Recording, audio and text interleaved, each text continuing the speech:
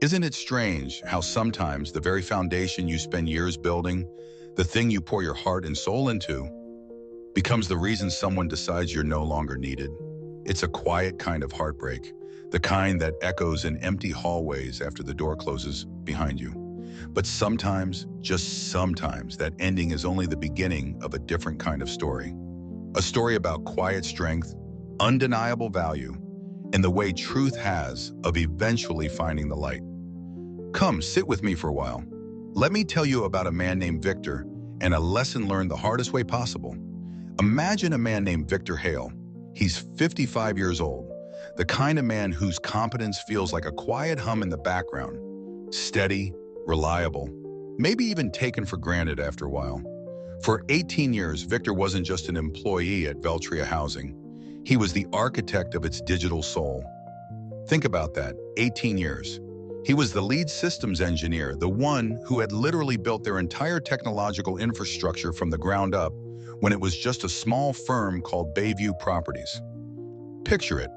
Back then, just two desktop computers, a noisy fax machine, maybe that screeching sound of a dial-up modem connecting. That was the tech landscape when Victor arrived.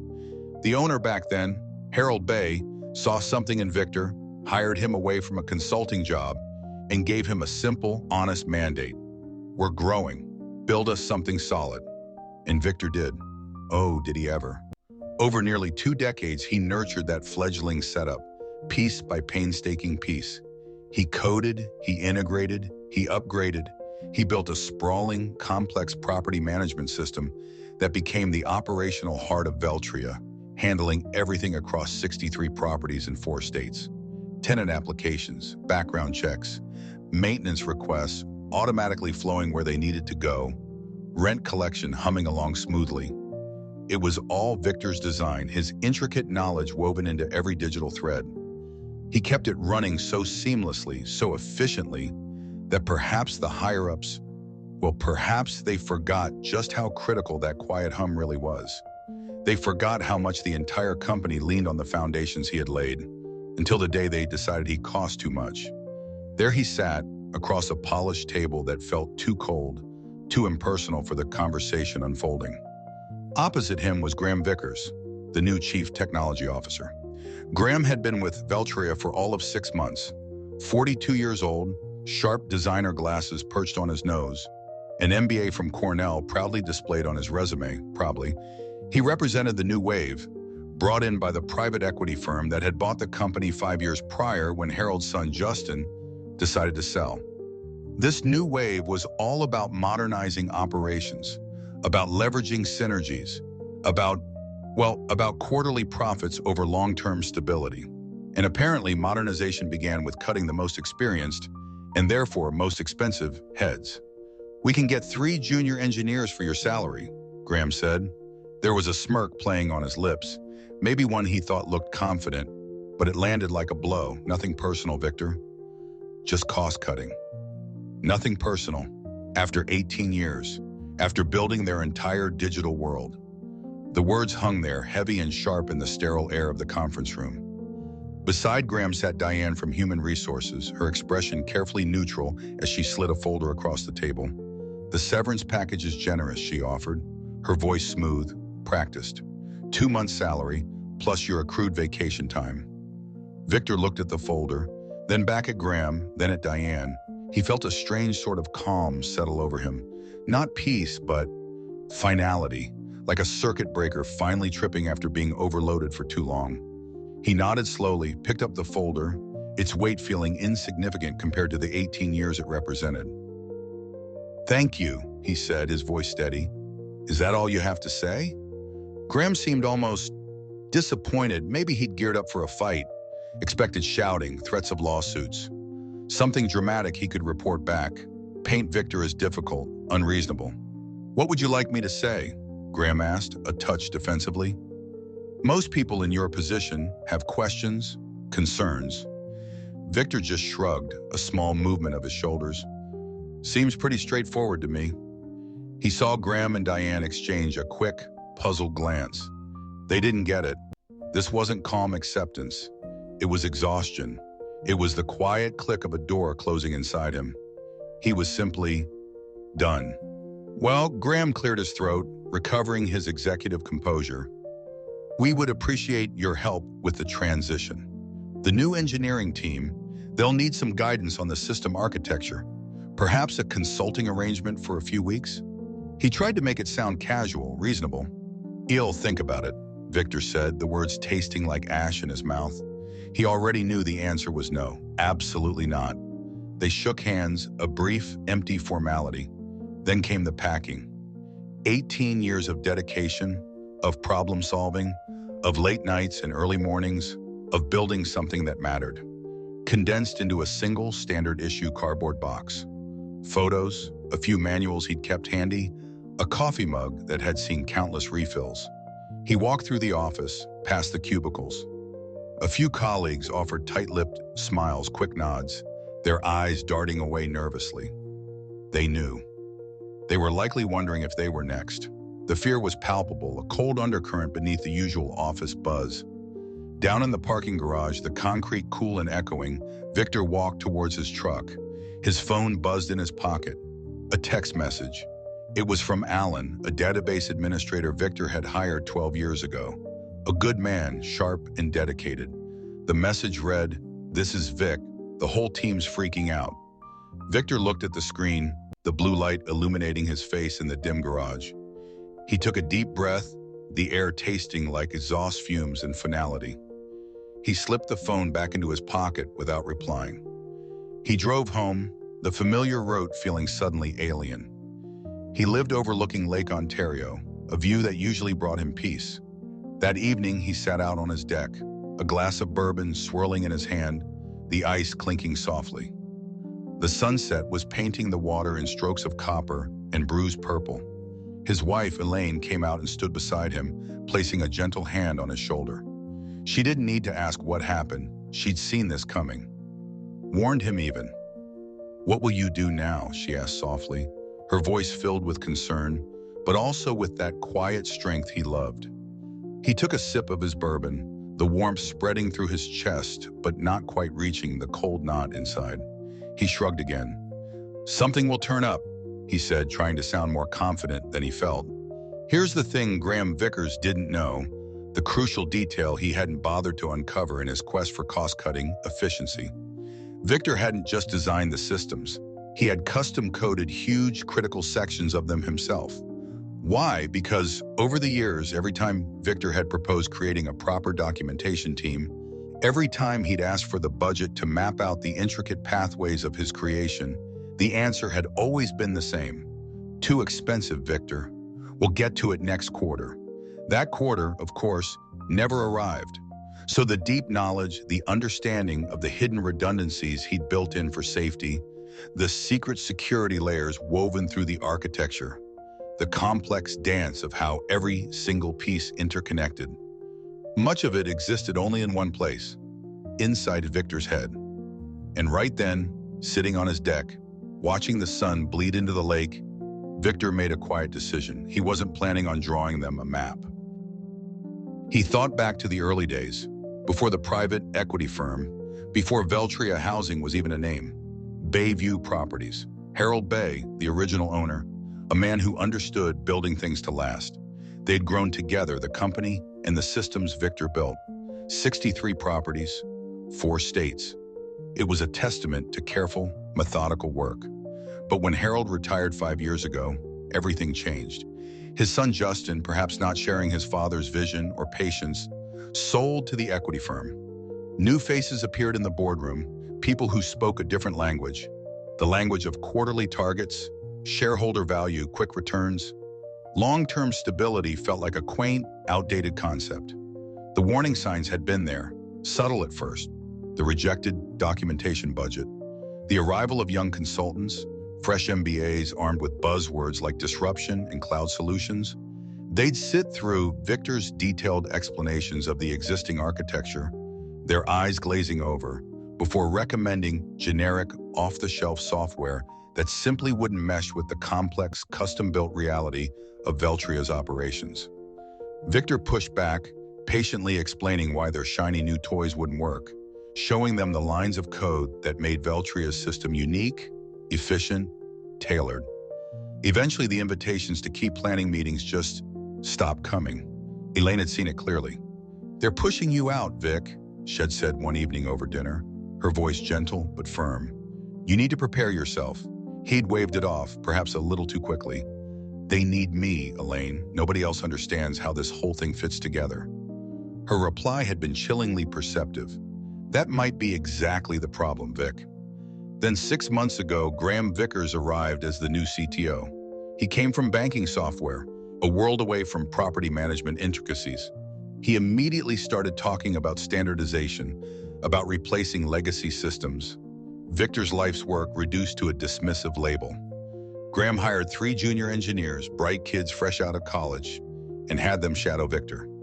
They asked questions, took notes, but Victor could see they weren't truly grasping the depth, the years of accumulated knowledge, the subtle interdependencies that made the system robust. How could they? It wasn't just code. It was experience embedded in logic. It was knowing why things were built a certain way, understanding the potential failure points and the redundancies designed to catch them. Just last week, Graham had popped his head into Victor's office. All casual efficiency. "Quick meeting tomorrow morning, Vic? Just a quarterly check-in." Looking back now, staring into the darkening water, Victor realized he should have seen the axe falling then. The quarterly check-in that ended 18 years. 2 weeks passed. 2 weeks of updating his resume, making calls, trying to map out a future that felt unnervingly blank. He was in his home office, the silence punctuated only by the click of his keyboard, when his phone rang. Caller ID Graham Vickers. Victor let it go to voicemail. He wasn't ready. Or maybe more accurately, he just wasn't willing. A moment later, the notification popped up. Voicemail. He listened, Graham's voice sounding a little tighter than usual. "Victor, it's Graham. We seem to be having some issues with the tenant portal. The junior team is working on it, but they're having some trouble understanding some of your code architecture. Could you give us a call back? It would just be a quick consultation, really." "Quick consultation?" Victor snorted softly. He deleted the message. Back to the resume. 3 more calls came from Graham that same day. Each voicemail sounded a little more strained, the professional veneer cracking just a bit. By the evening, another text from Alan, the database admin. "System's been down all day. Maintenance requests aren't processing." Graham's losing his mind. A small, grim smile touched Victor's lips. He didn't reply. The next morning, the phone rang again. This time it was Diane from HR. Her voice was syrupy sweet. "Victor, I hope you're doing well. Just calling because we'd like to discuss that consulting arrangement we mentioned.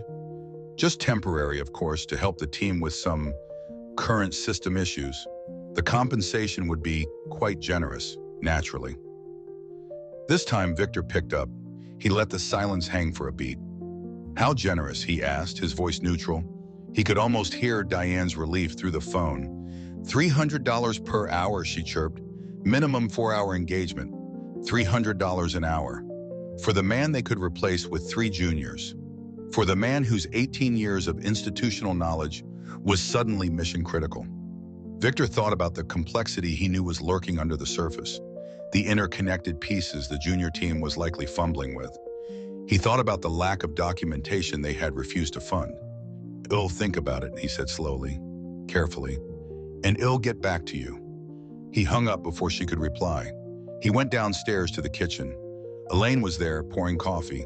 She placed a mug in front of him, her eyes searching his face. "What are you thinking?" she asked quietly. Victor stared out the window at the calm, vast expanse of the lake. A slow realization dawned, not vindictive, but factual. "I'm thinking," he said, meeting her gaze. "They're finally finding out exactly what I'm worth." Over the next 3 days, the situation at Veltria clearly spiraled. The calls became a relentless barrage. Graham sounding increasingly frantic. Diane, her voice losing its professional calm, sounding almost pleading. Even Justin Bayou, Harold's son, who was still on the board, left a message, urging Victor to help for the sake of the company his father built. The reports from Alan painted a grim picture. The tenant portal wasn't just glitchy, it was completely down. The automated maintenance scheduling system was spitting out errors left and right, sending work orders into a digital black hole. And then the big one. The automatic payment processing system had failed. Thousands of residents' rent payments were affected. Chaos was erupting. Victor didn't respond to any of them. He screened the calls, deleted the voicemails, ignored the texts. It wasn't about malice, not exactly. It was about letting the consequences of their decision play out. They had chosen this path. They had deemed his experience unnecessary, too expensive. Now they were living with the reality of that choice. On the fourth day of the escalating crisis, something different happened. An email arrived, not from Veltria, but from a company called Devlin Systems. They were a regional competitor, smaller than Veltria, but known for being smart and growing fast. The email wasn't from HR or some recruiter. It was from Lawrence Devlin himself, the director of technology. The subject line read, "Opportunity at Devlin Systems." Victor opened it, intrigued. The message was direct, respectful. "Victor, I heard through the industry grapevine about your recent departure from Veltria. We've always admired your work from afar. That integrated system you built is something of a legend. Would you be interested in discussing potential opportunities with us? We're currently looking to significantly upgrade our own property management infrastructure and could use someone with your vision and experience." Victor felt a flicker of something warm ignite inside him. Recognition. Respect. He typed back a short reply, agreeing to meet the following day. That evening, as he and Elaine were chopping vegetables for dinner, the rhythm of the knife on the cutting board a comforting sound. The doorbell rang. Unexpected. Victor went to answer it, wiping his hands on a towel. Standing on his porch, looking rumpled and stressed, was Graham Vickers. His designer glasses were slightly askew. His usually immaculate suit looked like he'd slept in it. The confident smirk was long gone, replaced by a look of sheer desperation. "Victor," Graham began, his voice strained. I apologize for dropping by unannounced like this, but we have an emergency situation. A critical situation." Victor leaned against the door frame, waiting. He didn't invite him in. "The entire system is down," Graham blurted out, the words tumbling over each other. "Nothing is working. The payment system, the maintenance logs, tenant access. It's all gone dark. The team, the junior engineers, they can't figure out what's wrong, let alone how to fix it. We're hemorrhaging credibility." Victor just looked at him. "That sounds serious," he said quietly. "It is serious," Graham insisted, running a hand through his normally perfect hair. "Victor, we need your help, desperately. The board, they've authorized me to offer you a substantial consulting fee. Whatever it takes. $500 an hour? More? Just name your price. $500 an hour." Victor thought about the single cardboard box sitting in his garage, holding the tangible remnants of 18 years. He thought about Graham's smirk just a few weeks ago. Nothing personal, just cost-cutting. He thought about the countless requests for a documentation team, always denied. Too expensive. He looked Graham straight in the eye. His voice was soft, devoid of anger, but firm. "Graham, I'm truly sorry to hear about your troubles," he said. "But I can't help you. I have an interview tomorrow morning with Devlin Systems." He allowed a small, almost imperceptible pause. "Something will turn up, just like I thought." He saw the flicker of understanding, or perhaps disbelief, cross Graham's face. Before Graham could respond, Victor gently but firmly closed the door, leaving the former CTO standing alone on his porch in the fading light.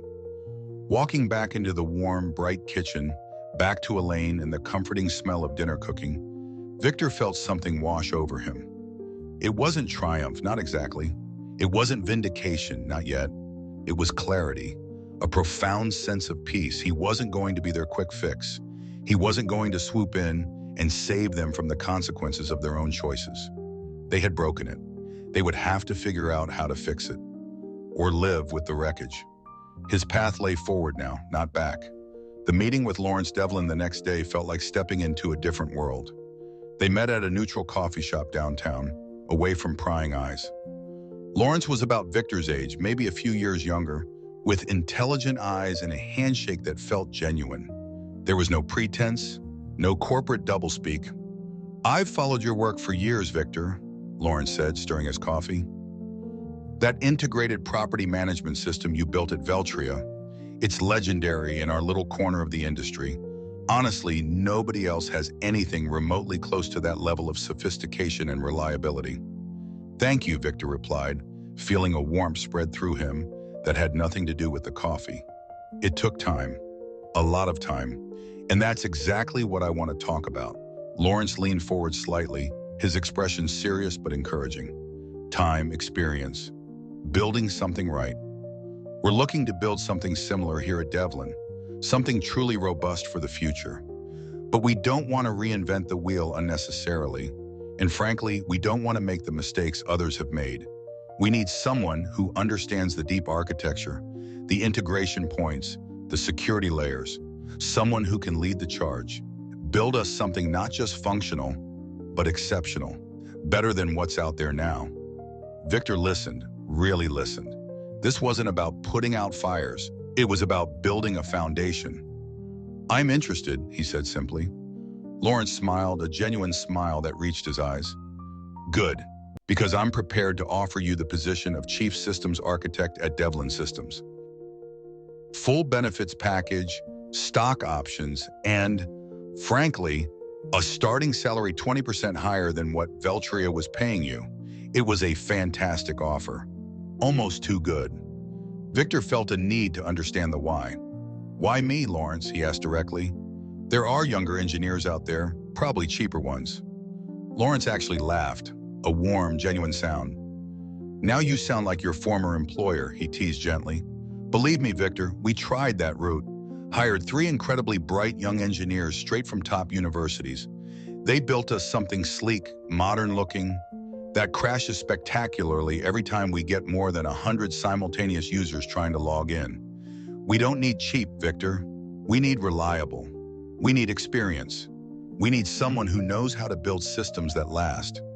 Systems that can handle real-world stress. We need you. Reliable. Experience. Systems that last. These were words Victor hadn't heard valued in a long time. He looked at Lawrence, saw the sincerity there. This felt right. He accepted the offer the very next day. Meanwhile, the Veltria dumpster fire continued to rage. Alan, who hadn't quit yet, kept Victor updated with occasional discreet texts. They'd managed to partially restore some systems, but critical functions were still offline or malfunctioning badly. Tenant frustration was boiling over. Veltria, in desperation, had brought in an expensive big-name consulting firm that specialized in legacy system recovery. The meter was running, and the costs were mounting astronomically, far exceeding what they would have paid Victor for years. About a week after Victor started his new role at Devlin, laying the groundwork for their future system, his phone rang. Graham Vickers, again. Victor was tempted to ignore it, just let it go like all the others. But something, maybe a faint curiosity, maybe a sense of finality, made him answer. Graham, he said, his voice calm, professional. Victor, please, Graham's voice was tight, thin.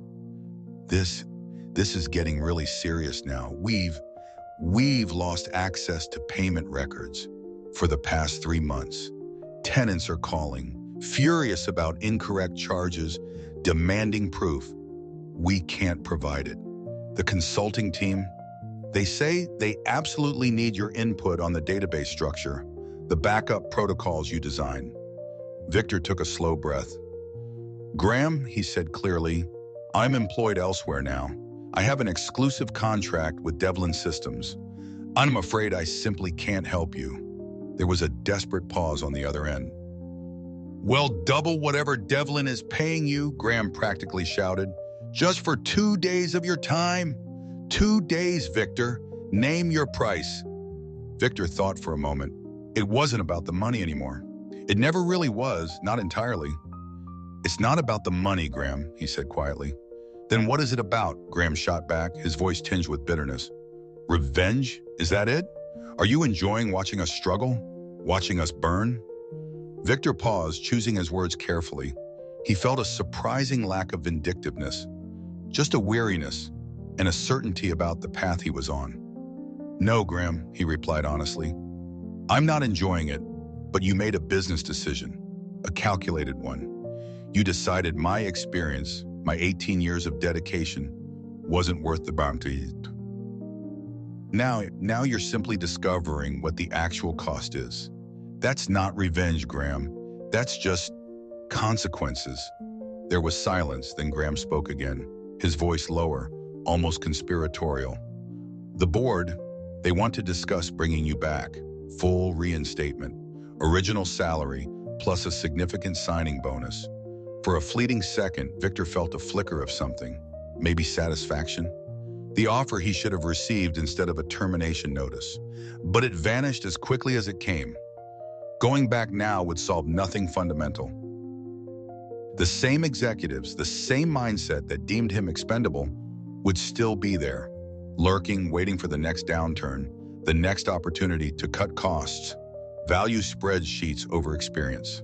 The trust was irrevocably broken. I appreciate the offer, Graham, I really do, Victor said, his voice firm but polite. But I've made a commitment to Lawrence Devlin and to Devlin Systems. I'm building something new here. Graham's tone suddenly hardened, shifted into something ugly. You know, Victor, he said, the implied threat heavy in his voice, there could be legal implications here. If we discover, for instance, that you intentionally made our systems difficult to maintain after your departure, non-compete clauses, intellectual property concerns, there it was. The threat, the accusation he half expected, the final, desperate attempt to bully him into compliance. But instead of fear, Victor felt a surge of cold anger, an anger he hadn't allowed himself to fully feel until that moment. He kept his voice remarkably even. Graham, he said, the words sharp, precise.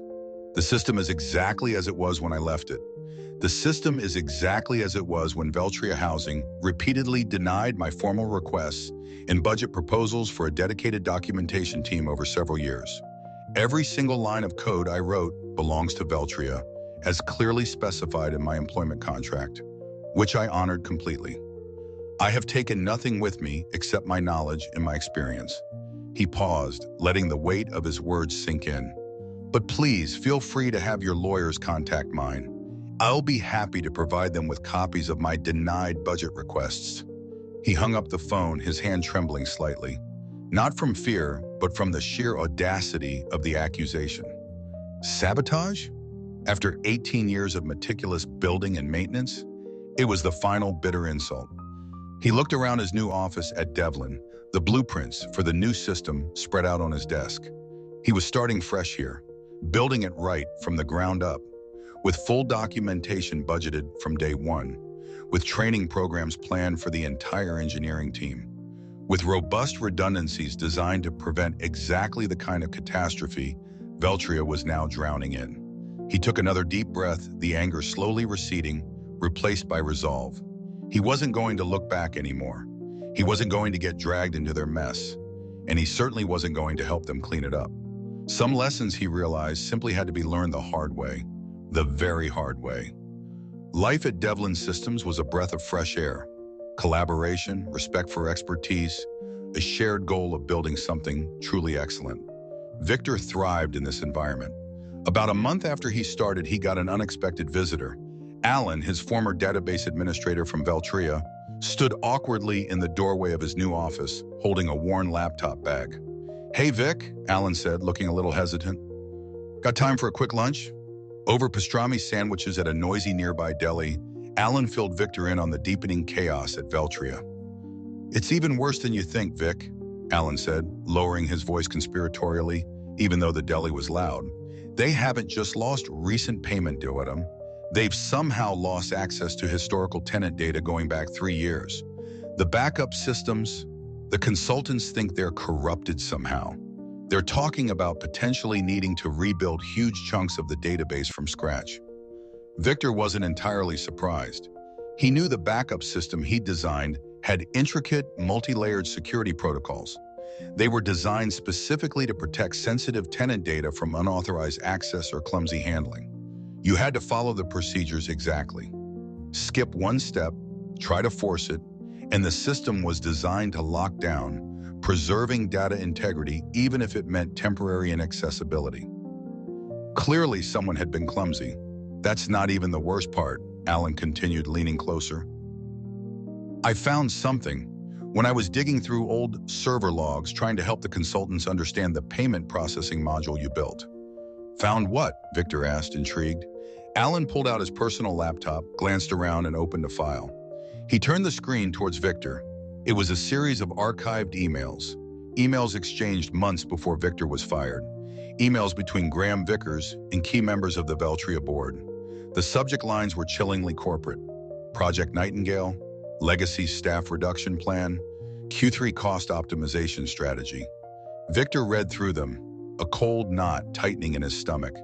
The emails detailed a deliberate plan spearheaded by Graham to systematically remove senior, higher-paid staff, starting with Victor himself. Graham had explicitly argued to the board that Victor's custom-built infrastructure was unnecessarily complex and too expensive to maintain long-term. He had promised them that he could replace Victor with cheaper junior engineers and transition the entire company to generic, off-the-shelf software within 6 months. He'd even projected annual cost savings of over $1 million. One line from Graham jumped out, burning itself into Victor's memory. Hale's custom systems are unnecessarily complex. He's made himself indispensable by design, not necessity. This presents an operational risk we must mitigate. Indispensable by design. Not because he built it well, not because it was reliable, but as some kind of power play. The sheer arrogance, the dismissiveness, it was breathtaking. There's more, Alan said quietly, his expression grim. The private equity firm that owns Veltria, they've been planning to sell the company all along. They've been prepping it for sale for over a year. Graham wasn't brought in to improve operations, Vic. He was brought in specifically to slash costs, cut experienced staff, and make the balance sheet look as attractive as possible for a quick flip. Suddenly, it all clicked into place. The resistance to documentation funding. Why spend money on something that wouldn't show up immediately on the bottom line? The push for cheap, standardized solutions. The impatience with Victor's detailed explanations. The sudden focus on his salary. It wasn't about building a better company. It was about putting lipstick on a pig before selling it. Victor looked up from the laptop, meeting Alan's steady gaze. Why are you showing me this, Alan? Alan closed the laptop slowly. Because, he said, taking a deep breath, I quit yesterday, handed in my notice, and I'm not the only one. Half the remaining IT department has either left or is actively looking. The place is toxic. The consultants, they're now estimating it'll take at least 6 months just to restore full functionality, maybe longer. Could be a year before things are stable, if ever. He hesitated, then added, and Vic, Veltria's biggest client, Westbrook Properties, they manage thousands of units. They're making serious noises about jumping ship. They've completely lost faith in the system's reliability and the management's competence. Westbrook Properties, Victor knew them well. They represented nearly 30% of Veltria's total revenue. Losing them would be catastrophic, especially if the owners were trying to sell. It would crater the company's valuation. What are you going to do now? Victor asked Alan, genuinely concerned for his former colleague. Alan managed a small grin. Actually, he said, I was kind of hoping Devlin Systems might be hiring experienced database administrators right about now. Later that afternoon, Victor walked into Lawrence Devlin's office and made the case for hiring Alan. Lawrence Gamage, who valued talent and integrity, agreed almost immediately. They were building a team at Devlin, brick by careful brick, assembling people who understood the importance of doing things right, people who shared a vision of quality and long-term stability. That evening, predictably, Victor received another call from Graham. This time, all the bluster, all the arrogance was gone. His voice sounded hollow, defeated. Victor, please, you have to listen. The situation is critical. Westbrook Properties is officially threatening to terminate their contract. The board they're questioning my decisions, my leadership. There was raw panic in his voice now. We need your help, please. Just tell us what to do. Victor felt a strange sense of detachment. No anger, no satisfaction, just distance. I'm sorry, Graham, he said, his voice calm and final. I told you before. I can't help you. Name your price, Graham pleaded, his voice cracking. Anything, whatever you want. A blank check. It's not about price, Graham, Victor repeated patiently, like explaining something fundamental to a child. It never was. It's about respect. Respect for experience. Respect for the work, the real work, that goes into building something complex, something reliable, something right the first time. The line was silent for a long moment. Then Graham spoke, his voice barely a whisper. You knew, didn't you? You knew this would happen. When you left, you knew exactly what would break and when. Victor considered this. Did he know the exact failure points? Maybe not precisely when or how, but he knew the fragility created by their choices. No, Graham, he said softly. I didn't know exactly what would happen. I just knew what I had built. I knew its strengths, its complexities, and what it took to maintain it properly. Information I tried to share with you, with the board, many, many times. Information you chose to ignore. He ended the call feeling neither triumph nor regret, just the quiet, unshakable certainty that some lessons, the truly important ones, can only be learned through failure. And Veltria Housing, under its new cost-cutting leadership, was getting a masterclass. The dominoes started falling faster than even Victor might have anticipated. About 2 months into his tenure as chief systems architect at Devlin, Lawrence called him into his office. Lawrence had a particular look on his face, excited, maybe a little awestruck. I just got off the phone with Jeffrey Westbrook, Lawrence said, leaning back in his chair. Jeffrey Westbrook was the CEO of Westbrook Properties, Veltria's largest and now former client. They're officially terminating their contract with Veltria next month, effective immediately. And Jeff wants to know if we can handle their portfolio. Victor felt his eyebrows shoot up. Westbrook Properties managed over 10,000 residential units across the entire Northeast. Taking them on wouldn't just be a win for Devlin, it would more than double the company's current operational size overnight. Lawrence, that's huge, Victor said honestly. But are we ready? The new system architecture is solid, it's coming along beautifully, but it's maybe only halfway built out. We don't have the full infrastructure scaled for that kind of load yet. Lawrence leaned forward, his eyes gleaming with the challenge. I asked him that. What would it take, I asked him, to get us ready if we absolutely had to, if we had a hard deadline? Victor's mind immediately started racing, calculating, processing. We'd need more hands on deck, at least 3 more top-tier senior engineers, immediately. We'd need dedicated server infrastructure spun up yesterday, and we'd need time, at least 8 weeks of intense, focused development, testing, and migration planning. Even then, he admitted, it would be incredibly tight. Risky. Jeffrey knows it's risky, Lawrence countered. But he's desperate.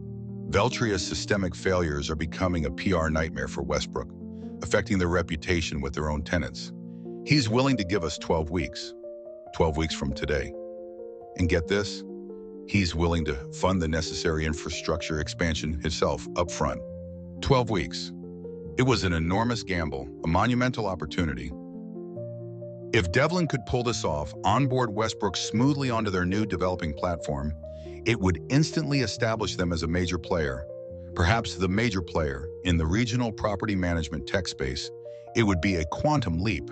But if they failed, if they couldn't deliver, it could potentially sink not only the Westbrook deal, but Devlin Systems itself. Let me think about the architecture overnight, Victor said, his mind already sketching diagrams, mapping data flows. Let me see if I can draft a realistic, accelerated plan. I'll have something on your desk by morning. That night, sleep was elusive. Victor sat at his home desk, surrounded by sketches, flowcharts, technical specifications. He mapped out data migration pathways, considering the complexities of extracting years of potentially messy data from Veltria's crumbling system. He designed scaling solutions, anticipating bottlenecks, building in redundancies. By dawn, fueled by coffee and adrenaline, he had a plan. It was ambitious, bordering on audacious, but he believed it was achievable. It involved a hybrid approach, a carefully staged rollout that would allow them to onboard Westbrook's properties region by region, minimizing disruption and allowing for real-time adjustments. When he presented the detailed plan to Lawrence later that morning, Lawrence studied it intently, asking sharp, insightful questions. Finally, he looked up, nodding slowly. "This is solid, Victor. Really solid. Ambitious, yes, but I see the logic, I see the pathway." He paused, tapping a section of the plan. "But I notice you've built in a substantial documentation phase here. Looks like it adds almost 3 weeks to the critical path." Victor met his gaze directly. "It's non-negotiable, Lawrence," he stated firmly. "That's precisely where Veltria failed. We document everything meticulously from day one. We cross-train the entire team on every component as we build it. No single points of failure, not in the system, and not in the knowledge base. It might seem slower up front, but it's the only way to build something truly sustainable and reliable, especially at the scale Westbrook requires." Lawrence held his gaze for a moment, then nodded decisively. "Okay, Victor, I trust your judgment. We learned that lesson watching Veltria implode. Documentation it is. Let's move forward. Let's make this happen." The next 12 weeks were a blur of intense activity. They moved fast, hiring 5 exceptionally talented engineers, including, to Victor's quiet satisfaction, 2 more highly skilled people who had recently jumped ship from the sinking Veltria. Alan, now firmly installed as Devlin's lead database architect, worked miracles, building a sophisticated data migration tool capable of translating Veltria's convoluted and partially corrupted data structures into Devlin's clean, new system architecture. Victor oversaw the entire process, designing a modular, scalable system, ensuring every component was built for resilience, for growth, and yes, for impeccable documentation. About halfway through this intense project, an unexpected email landed in Victor's inbox. It was from Justin Bayou, Harold's son, the man who had sold the company but still sat on Veltria's board. "Victor," the email began, "I wanted to reach out personally and apologize for how things ended between you and Veltria. The board, frankly, we were misled about the technical realities and the implications of letting you go. Graham Vickers has been removed as CTO. We're struggling significantly to recover, and Westbrook's departure is going to hit us incredibly hard. If you're ever interested in discussing coming back in any capacity, the door is always open." Victor read the email, felt a brief pang of something, maybe sympathy for the legacy Harold Bay had built, but he didn't reply. That door wasn't just closed. It was sealed. His focus was entirely on the future, on building something better at Devlin. 10 weeks into their 12-week sprint, they were ready. Ready for the first stage of the Westbrook migration. They decided to start with Westbrook's smallest region, about 2,000 units located in western New York. If this initial migration went smoothly, the larger regions would follow in quick succession over the next 2 weeks. The tension in the Devlin offices was palpable. Everyone knew what was at stake. The day before the scheduled migration, Lawrence called Victor into his office again. There was another person waiting there, a distinguished-looking man with sharp eyes and an air of quiet authority. Lawrence made the introduction. "Victor, I'd like you to meet Jeffrey Westbrook." The CEO of Westbrook Properties stood up and extended his hand. "So, you're the miracle worker," Jeffrey said, his handshake firm, his gaze direct. "Lawrence has told me a lot about you, Mr. Hale." "Victor, please," Victor replied, shaking his hand. "And I hope it was all good." Jeffrey Westbrook smiled, a genuine relieved smile. "He says you've built us something solid, something that won't break down every time we add a new building, something that will actually grow with us, not hold us back." "That's the plan, Mr. Westbrook," Victor confirmed. "Jeffrey, please," Westbrook corrected him. He paused, his expression turning thoughtful. "I also hear you used to work for Veltria." Victor nodded slowly, unsure where this was heading. "They're in serious trouble, you know," Jeffrey continued, his voice lowering slightly.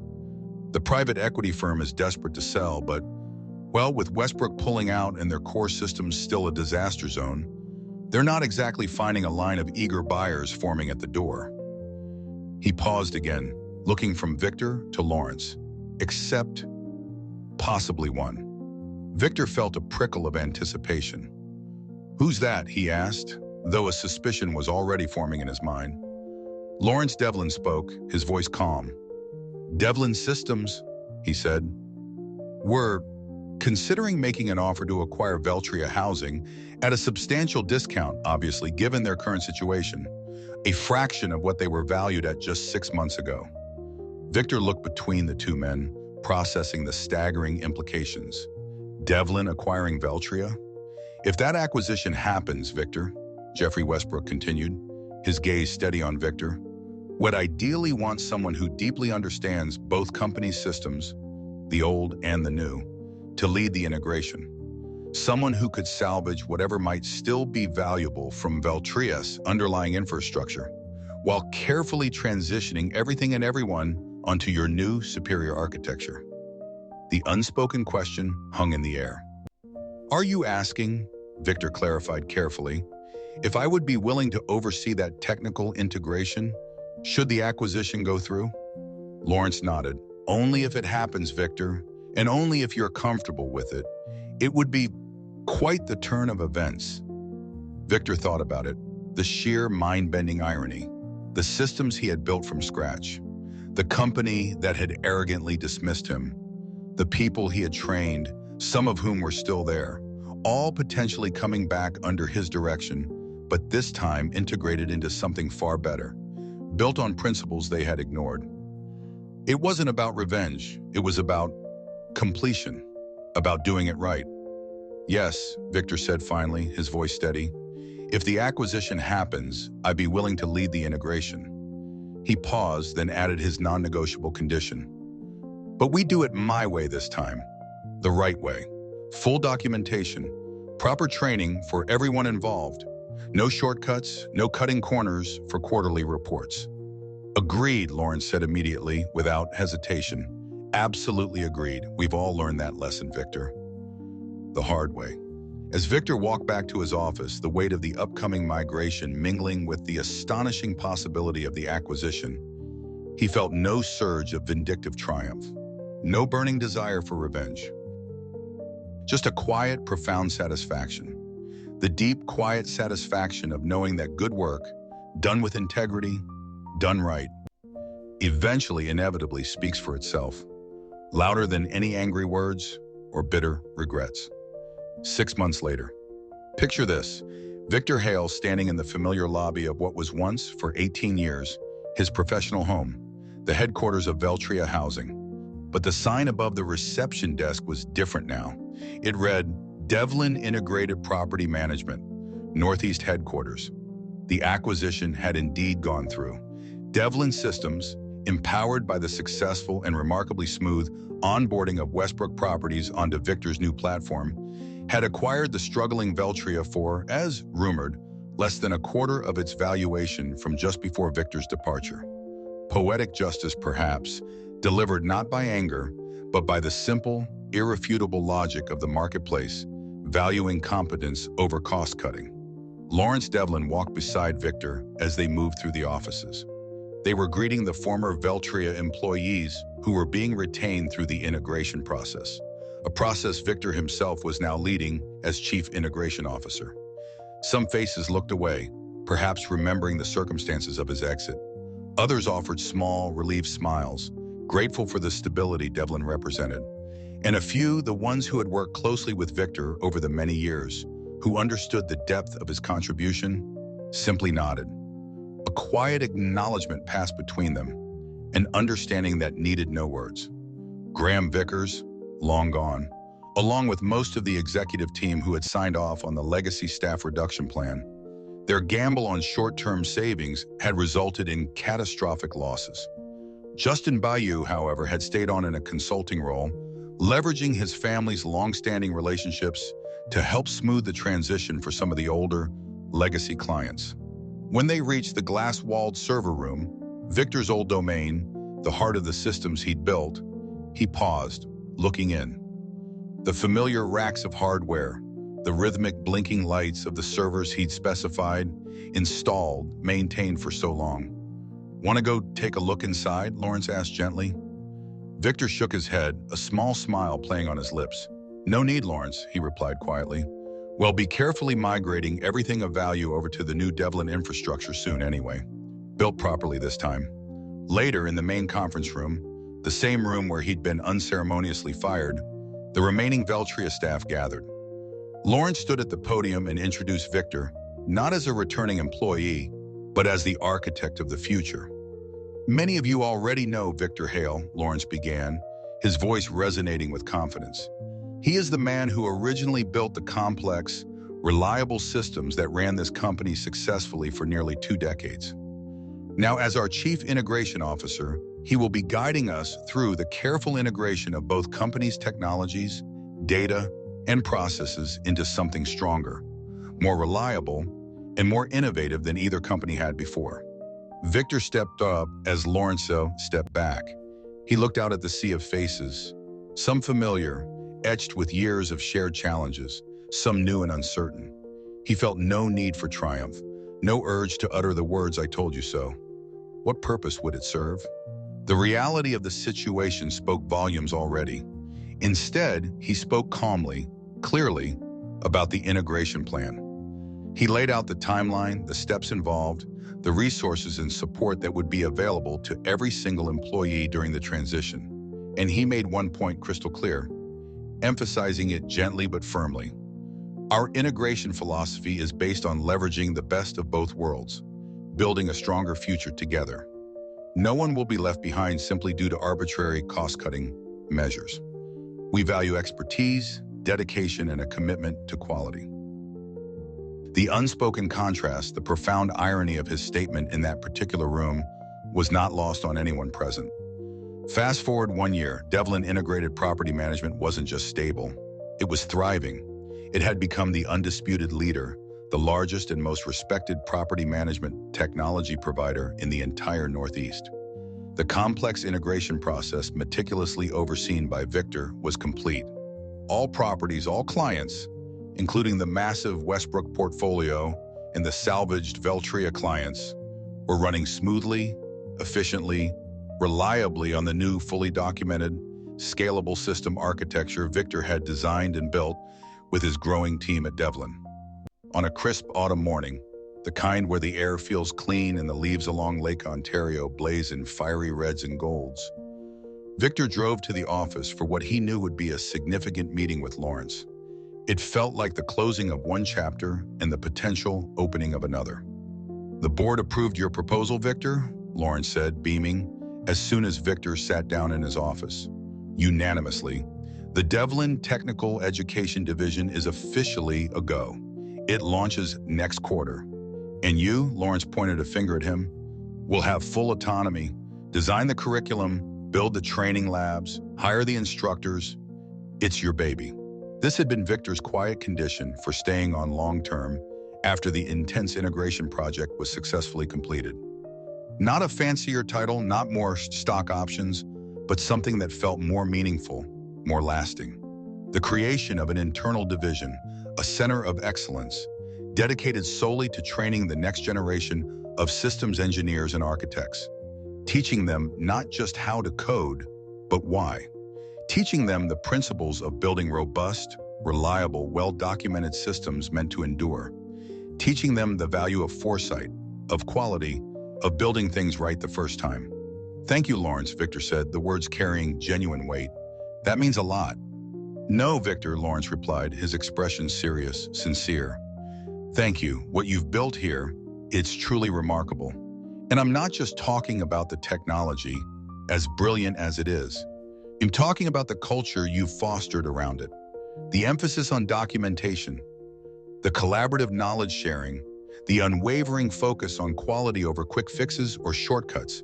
You haven't just built systems, you've built a foundation for sustainable excellence."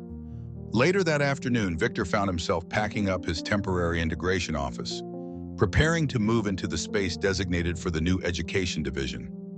It felt different this time, packing boxes. Not a hasty, humiliating exit, but a planned, purposeful transition towards a new beginning, focused on legacy. As he was taping up the last box, there was a soft knock on his open door. Justin Bayou stood there, looking thoughtful. "Got a minute, Victor?"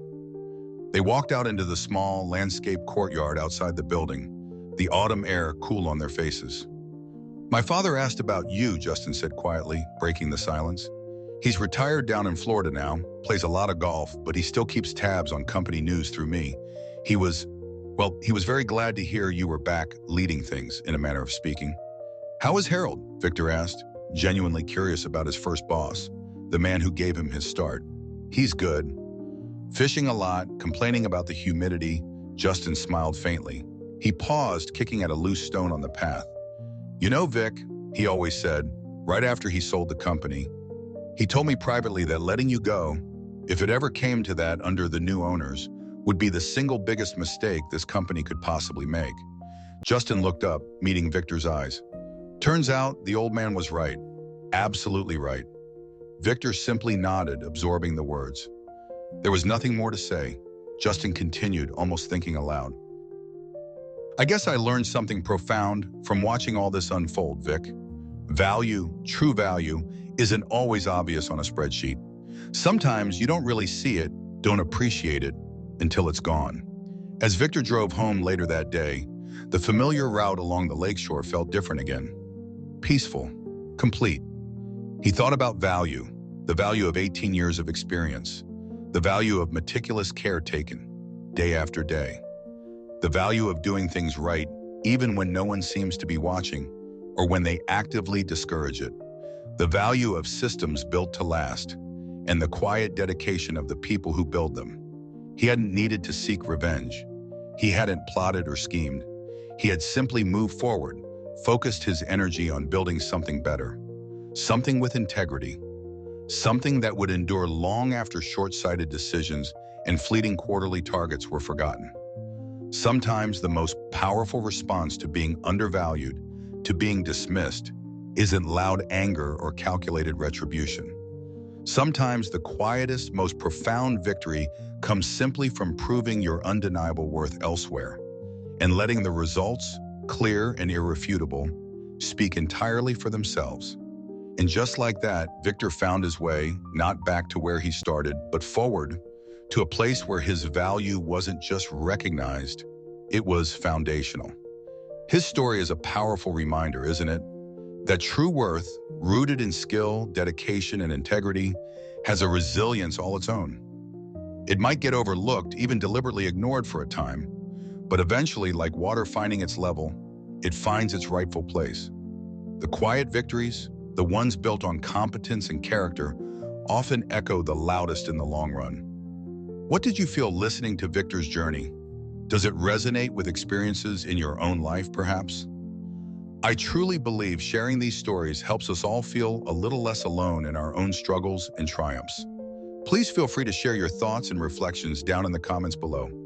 I read as many as I can, and your insights enrich this space for everyone. If you found strength or connection in Victor's story, and you want to continue walking with us through more journeys of resilience, quiet justice, and emotional redemption, please consider subscribing to the channel. You're always welcome here. And finally, if you feel moved to support our mission of bringing these meaningful stories to light, you can use the Super Thanks feature below this video. Every contribution, no matter the sum, helps us continue this work. Remember, giving, in its own way, can be a part of healing and finding blessing in our own lives too. Thank you for sharing this time with me today. Be kind to yourself and remember the quiet strength you hold within. Until next time.